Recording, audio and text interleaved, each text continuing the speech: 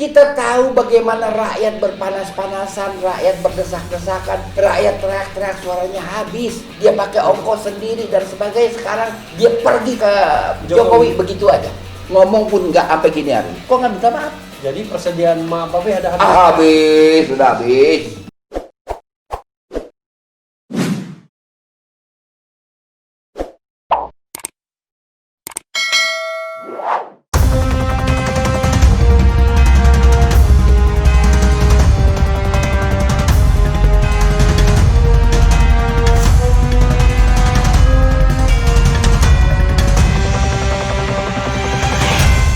Assalamualaikum warahmatullahi wabarakatuh, Sobat RH sekalian. Jumpa lagi kita di channel yang keren ini, Keren Cadas.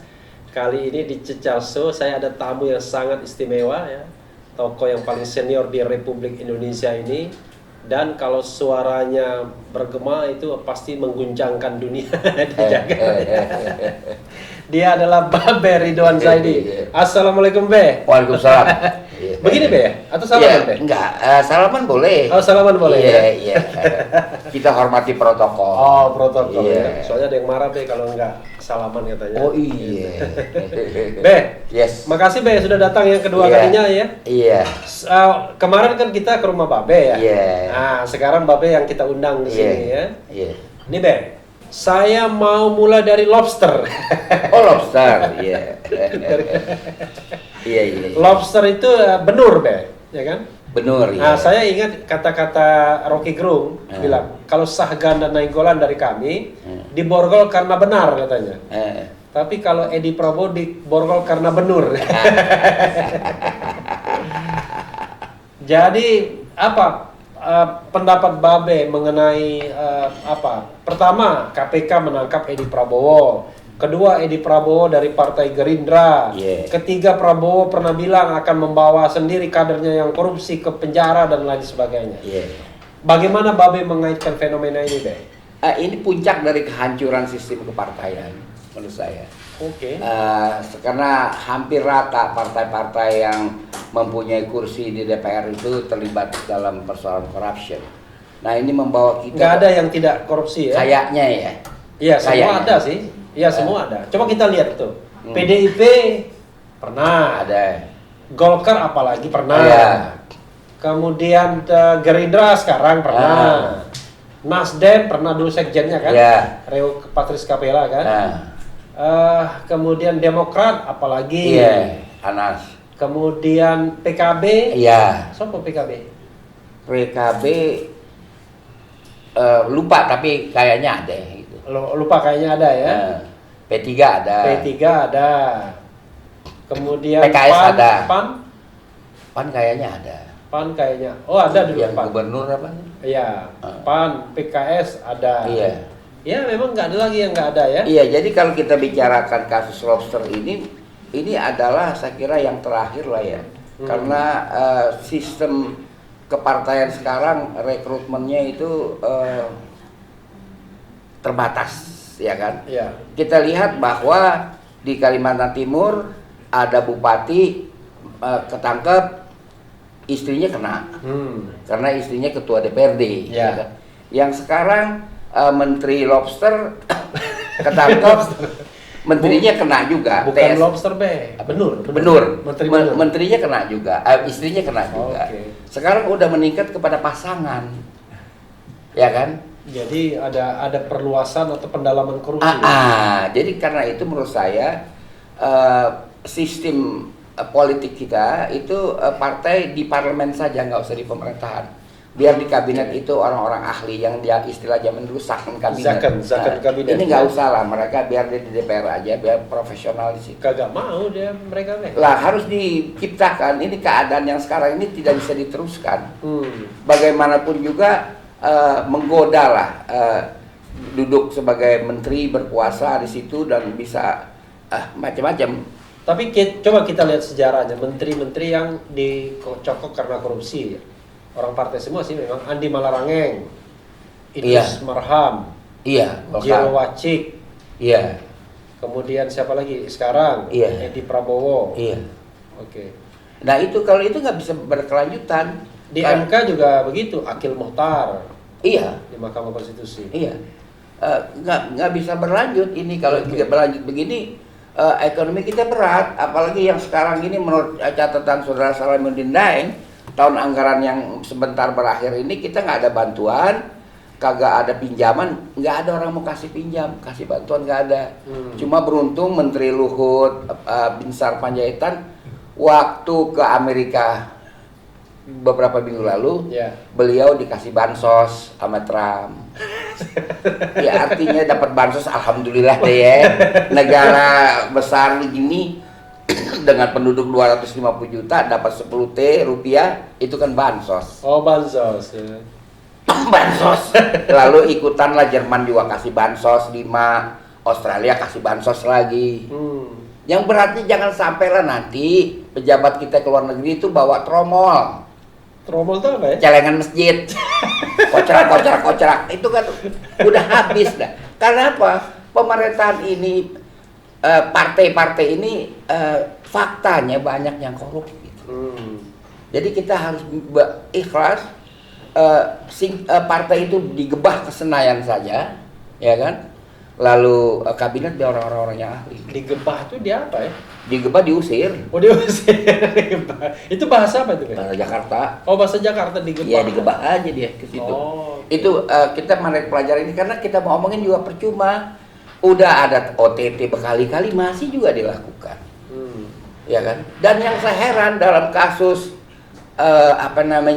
Edi Prabowo ini, kok Menteri Luhut, Menko Luhut mengatakan, wahai KPK, jangan kelebihan lah ya meraksanya, kan ada dia bilang. Iya, sebenarnya dia orang baik dia. Iya, saya nggak tahu kok bisa orang luar ngomong begitu, kan itu hak KPK. Orang baik gimana? Lagian orang baik gimana kok itu dia. Baik. Jadi kan itu hak KPK, kewenangan penyidik, kenapa Menko bisa ngomong begitu? Itu yang saya heran. Jadi ini udah kita miskin sebagai sebuah negara, duitnya jadi korup. Dan ini bahkan akan ada lagi kasus-kasus lain lagi yang juga menyangkut partai yang salah. Tapi kan KPK-nya konon katanya udah bisa dikendalikan. Yang mana yang bisa dikendalikan? Kan nggak semua. Memang dia belum dapat bintang Mahaputra, ya kan? Beda dengan MK. Tapi saya kira nggak bisa begitu mudah dia kendalikan KPK. Oke. Jadi masih ada harapan buat KPK. Masih ada harapan, karena kalau kita baca koran Tempo kemarin kan masih ada lagi calon TSK di luar kasus Benur. Menteri juga? Ya, saya nggak tahu deh. Saya bukan propaganda lah. Saya bacanya di koran Tempo. Tapi begini kalau kita bicara tentang kasus korupsi ini, kok ada kesan tidak ada yang namanya apa? Kemarahan publik. Oh, marah. Biasa aja rasanya. Oh, kagak. Ya, Anda kontrol medsos dong. Marah. Ya, tapi kan medsos kan elit. Tapi nggak ada kemarahan publik, orang turun ke jalan, minta perbaiki negara ini, minta itu, biasa aja. Kalau turun ke jalan, ingat protokol Covid.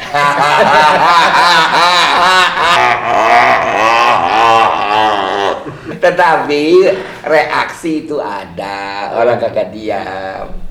Ya, tapi tidak segila misalnya ya.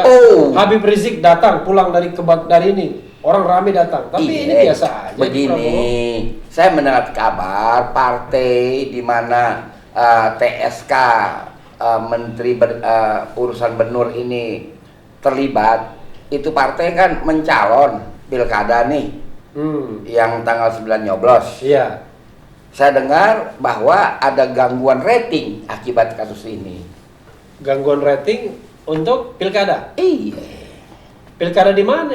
Bukan pilkada, ada di beberapa jumlah tempat. Enggak, gangguan rating itu di pilkada mana? Di pilkada mereka masing-masing tempat daerah. Saya dengar keluhan dari para jurkam mereka itu sendiri. Tapi kan ini pengaruhnya pada Gerindra dong, bukan pada Presiden Jokowi. Iya, tapi kan Gerindra ber-CS dengan PDIP di 24 daerah pemilihan. 26 daerah pemilihan. Iya. Jadi termasuk di Medan. Kayaknya begitulah ya. Terjadi bukan kayaknya begitu, iya. Iya, makanya jadi di Medan itu calon wali kotanya mantu Jokowi. calon wakil wali kotanya kader Gerindra. Iya, Dari jadi dia Gerindra. iya PDI dengan Gerindra kan Iya. berporos. Iya. Karena Edi Prabowo ini orang Gerindra, maka saya mendapat informasi bahwa rating mereka calon-calon itu mengalami kemerosotan. Jadi ada dong reaksi orang, bukan kagak ada. Tapi nggak gede, nggak besar.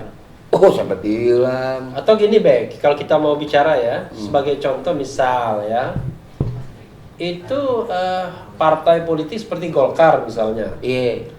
Oh iya, ada yang lebih gila lagi, Setia Novanto kan? Iya. Kemarin Setia Novanto ketua umumnya, lalu sekjennya kena juga 2 kasus ya. Iya. Idrus Marham. Tapi buktinya Golkar tetap nomor 2 kursinya. Oke, Refli Harun, Anda jangan lupa pemilu Pilpres Amerika kan bermasalah juga. Kenapa dengan Pilpres Amerika? Kan bermasalah, Iya. kan adegan-adegan cukup rame. Jadi Iya. kalau kita bicara Pilpres, apakah itu masih bisa dipertahankan? Election itu masih bisa dipertahankan? Itu kan sekarang question mark. Oke. Nah, saya bicara pileg tadi ya. Iya. Jadi question mark-nya adalah apa? Emang Babe tidak mau ada pemilihan langsung lagi? Wah, pahaman saya beda dengan Pak Refli Harun. Saya berpaham kembali ke Undang-Undang 45. Weh, Undang-Undang Dasar 45 kan pemilihan Yang juga. asli, enggak, yang dipilih itu sama dengan Amerika memilih pemilih kan gitu kan. I know. Maksudnya kan tadi kan saya bilang Golkar. Golkar walaupun kena kasus korupsi ya kan, tetap aja kok bisa menang. Oh iya, yang namanya bisa aja menang. Setia Novanto kita tahu, Iya. Idrus Marham, tapi tetap Iya. nomor 2 kursinya. Iya. Artinya Iya. kan tidak ada punishment dari Iya, masyarakat. nggak ada punishment. Jadi kita beginilah saya mengatakan kelembagaan election dan bagaimana penyelenggaraan election itu, jangankan di Indonesia, di Amerika pun menjadi pertanyaan. Itu maksud saya. Jadi bisa menang orang, bisa menang Oke, sekali-kali itu. artinya faktornya tidak hanya itu ya. Iya. I know, luar biasa. Oke. Gini Be, kalau Babe mau bisa menyarankan kepada Presiden Jokowi, kayaknya korupsi ini dibilang extraordinary crime, ya. Tapi kok biasa saja penanganannya, tidak extraordinary. Bahkan dikatakan KPK dilemahkan. Iya. Kalau Babe jadi penasihat presiden, Iya. ya, Presiden Iya. Jokowi ini, Iya. apa yang mau dilakukan, apa yang mau dinasihatkan? Be? Sebaiknya biar menteri nggak dicokok lagi, lalu korupsi nggak ada lagi di Republik ini. Ya kan kewenangannya itu dibatasi. Kita dari sistem mengatasinya, ya kan. Sekarang DPR aja punya kewenangan pelaksanaan anggaran. Zaman saya nggak ada, kebijakan aja kita terlibat. Sekarang sampai pelaksanaan dia terlibat. Oke. Nah, jadi lewat sistem. Kemudian juga ini kewenangan menteri-menteri dibatasin. Gitu. Kan sekarang dia bisa nunjuk pedagang apa namanya benur itu siapa ya, dia nunjuk, ya kan? Ya enggak? Kan jadi kesian juga kalau udah ketebongkar kayak gini, mereka yang dapat amanat untuk dagang benur ke luar negeri kan susah ya kan? Apalagi ada yang lagi sedang siap-siap bikin partai baru kan begitu ya? Iya. Jadi soal lebih baik dibatasi kewenangannya itu. Ya, tapi kalau misalnya pimpinan tertingginya nggak punya apa ya, tidak punya giroh, semangat untuk melakukan pemberantasan korupsi kan susah juga, Be. Semangatnya ada, cuman problem stylingan itu duduk soal barangkali itu yang nggak dikuasai.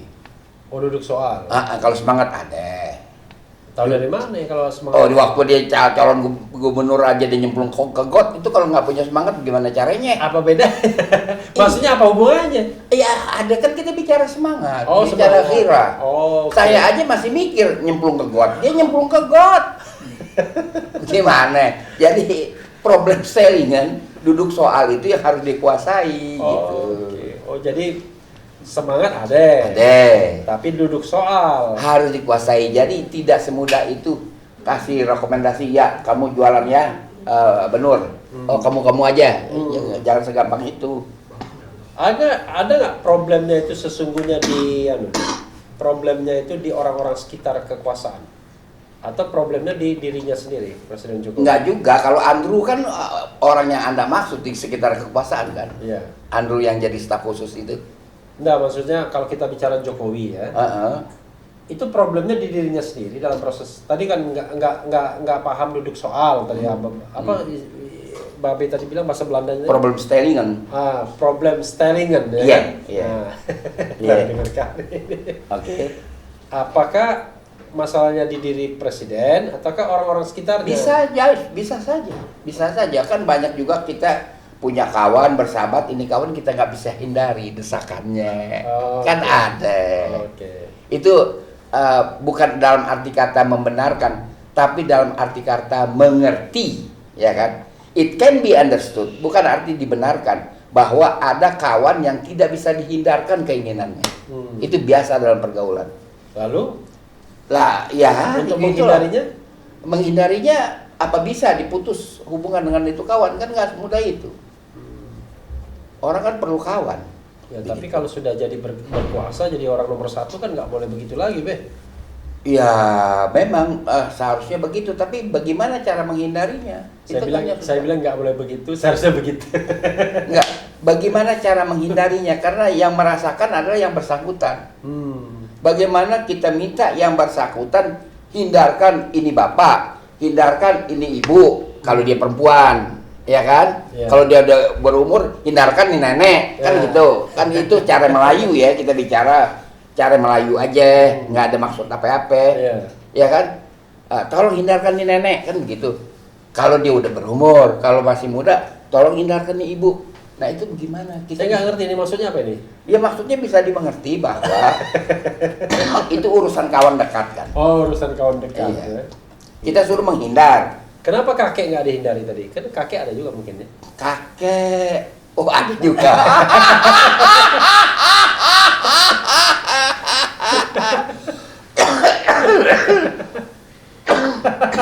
Ada ya? Ada kayaknya sih. Kayaknya ada ya.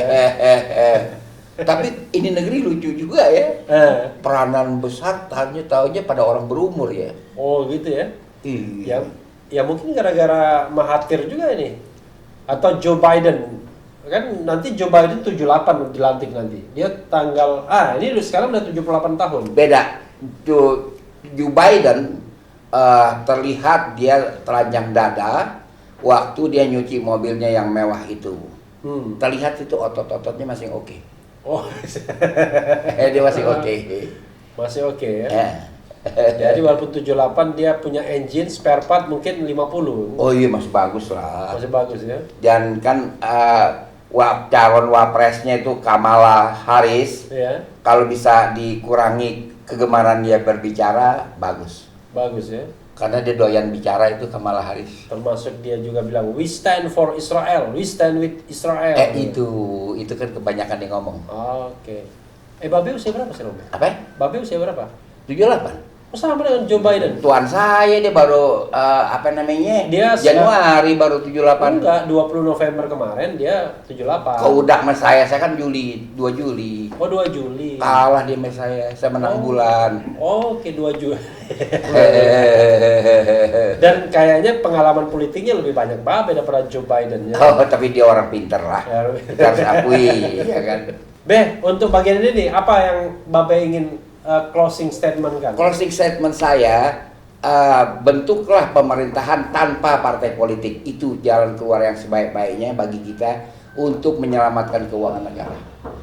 Tanpa partai politik? Tanpa partai politik. Zakon kabinet? Zakon kabinet. Itu. Realistis nggak itu, Be? Realistis. Lalu realistis. Lalu orang-orang ini apa yang mau dicari? Nanti dianggap cari tulang doang nanti. Terserah dia mau ngapain. Ya kan dia suruh di DPR aja. Kan dia sudah ada bantuan partai kan? Iya. Emangnya partai zaman dulu tahun 50. Tapi kan partai-partai melotot semua pengen jadi menteri gitu. Iya, tapi jangan dikasih. Oke. Iya. Realistis nggak nanti mereka nggak mau dukung dong kalau begitu. Ya bagaimana cara menyelamatkan negara ini? Kalau nggak ini ambruk nih negara. Kalau begini caranya digeragotin terus. Dan problemnya di partai politik ya. Problemnya partai politik. Oke, ya kita berharap bahwa Zaken, pronunciation-nya apa Pak? Zaken atau Saken? Saken. Saken ya, Saken kabinet ya. Dulu sering sekali kita mendengar Saken kabinet Iya. dalam era pemerintahan 50-59 ya. 50 sampai 59. 50-59 itu zaman demokrasi liberal ya. Oh, jago-jago. Demokrasi parlementer. Iya. Menterinya jago-jago. Menterinya jago-jago. Dan jujur, Jujur ya. selama 9 tahun tidak ada sepotong menteri yang kena perkara. Bahkan sepotong pun gak Nggak ada. Nggak ada. Kalau sekarang kan ilah Allah, ngitungnya aja kita capek, udah lupa-lupa. Tadi ya Babe ngomong, dia minta maaf tuh, Menteri Edi Prabowo minta maaf. Kenapa Babe nggak bisa dimaafkan? Bukan yang minta maaf, bukan Edi Prabowo, yang minta maaf itu atas nama partai, saudara Muzani, Oke. Sekjen. Iya. Iya. Iya begitu. Saya nggak ada persediaan maaf buat dia. Kenapa? Lah yang lebih gede yaitu dia tinggalkan puluhan juta pemilih pada di Lebak Bulus, kok nggak minta maaf? Itu kan lebih gede. Puluhan juta pemilih Prabowo ditinggalkan begitu aja, dia pergi ke Jokowi. Oh begitu. Wah ini kok Babe bisa marah nih? Oh iya dong. Kita tahu bagaimana rakyat berpanas-panasan, rakyat berdesak-desakan, rakyat teriak-teriak suaranya habis. Dia pakai ongkos sendiri dan sebagainya. Sekarang dia pergi ke Jokowi begitu aja. Ngomong pun nggak sampai gini hari. Kok nggak minta maaf? Jadi persediaan maaf Babe ada habis? Habis, sudah habis. Emang Babe timnya Prabowo kemarin? Kita membantu dia dong. Oh. Tapi oke. saya terharu dengan ibu-ibu, dengan mama. Oke. Dia berjemur di panas, teriak-teriak, penuh pengharapan. Dan mereka tidak mengharapkan apa-apa jikalau Pak Prabowo menang. Kok digituin aja di Lebak Bulus? Oke. Wah ini luar biasa nih Babe. Baru kali ini saya lihat Babe marah. Tapi setelah marah ketawa lagi. Begitu. Tapi itu serius ya Be ya. Jadi jadi ini seperti apa jadinya? Ada korupsi dari Partai Gerindra ini. Nah, ini sudah berat lah buat Gerindra bangkit. Tapi survei masih menempatkan Prabowo nomor 1 dan nomor 2 kadang-kadang. Maaf Repri Harun, ya kan Iya. saya mendingan percaya sama tukang sunglap daripada tukang survei.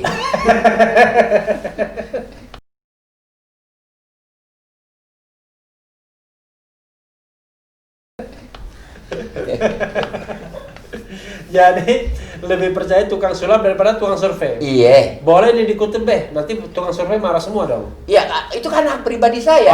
Oke. Masa nggak boleh? Soalnya sekarang apa-apa ITE, apa-apa ITE. Loh, apa yang ITE? Bang saya percaya sama tukang sulap kok. Oke. Buktinya itu YouTuber yang suka main sulap dulu kan pengunjungnya besar. Ayo. Siapa namanya? Dedi. Iya. Dedi Corbuzier. Iya kan pengunjungnya besar. Iya kan artinya banyak orang percaya sama dia.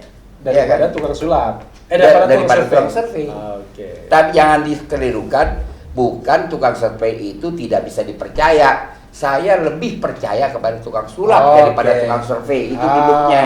Oke, luar biasa. Nah, kalau percaya tukang sulap, ya kan? Kira-kira Prabowo masih ada peluang nggak 2024? Gak ada lah. Kagak ada. Gak ada, selesai dia. Selesai. Iya. Oh, surveinya tinggi masih. Ya silahkan aja kan. Oh iya, saya harus menjawab lagi kan. Kalau gitu terakhir buat Prabowo apa saran Babe? Ya saya kira buat dia sportif saja ya kan. Ya. Ini berpolitik itu bukan bakat dia itu aja. Oke. Bukan bakat dia. Karena Ya. itu menteri kan jadi bakat. Oh, Ya. menteri itu berpolitik ya? Berpolitik nggak gampang, Refli. Kita itu mesti ada blood gitu.